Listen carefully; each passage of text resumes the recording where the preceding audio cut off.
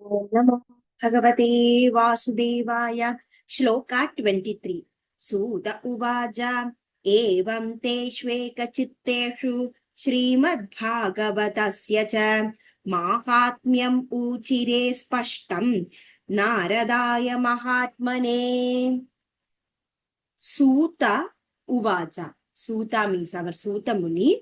Uvaja said. Evam teshveka chitteshu. Evam all where teshveka concentrated chitteshu. Chitta means mind. Chitteshu with concentration. Mind in mind. Srimad Bhagavatasya cha. Srimad Bhagavatam, all the stories of Srimad Bhagavatam, tasya means the glories, cha in addition to, evam teshveka chitteshu Srimad Bhagavatasya cha.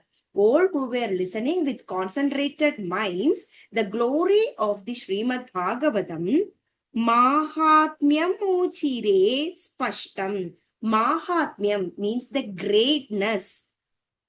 Uchire. Uchire means who is explaining.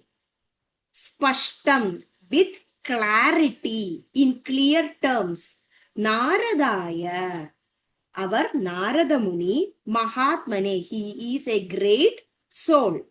So, Mahatmya Muchire Spashtam Naradaya Mahatmane. The glory of the Bhagavatam has been clearly explained by our great souled Narada Muni. Evam Teshveka Chitteshu Srimad Bhagavatasya cha Mahatmyam Uchire Spashtam Naradaya Mahatmane. Thus, while all were listening with concentrated minds, the Kumaras, who are the sons of Brahma, began to extol in clear terms the glory of the Bhagavatam to the great soul Narada Muni.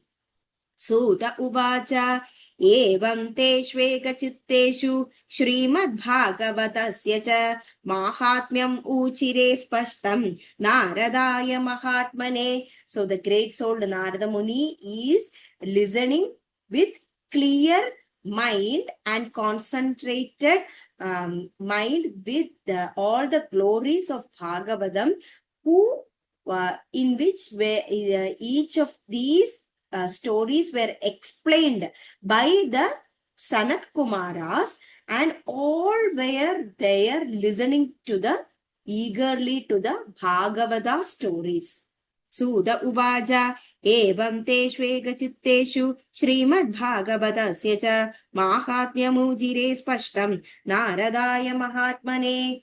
Shri Hare Namaha, Shri Hare Namaha, Gopika Jeevana Smaranam, Govinda Govinda.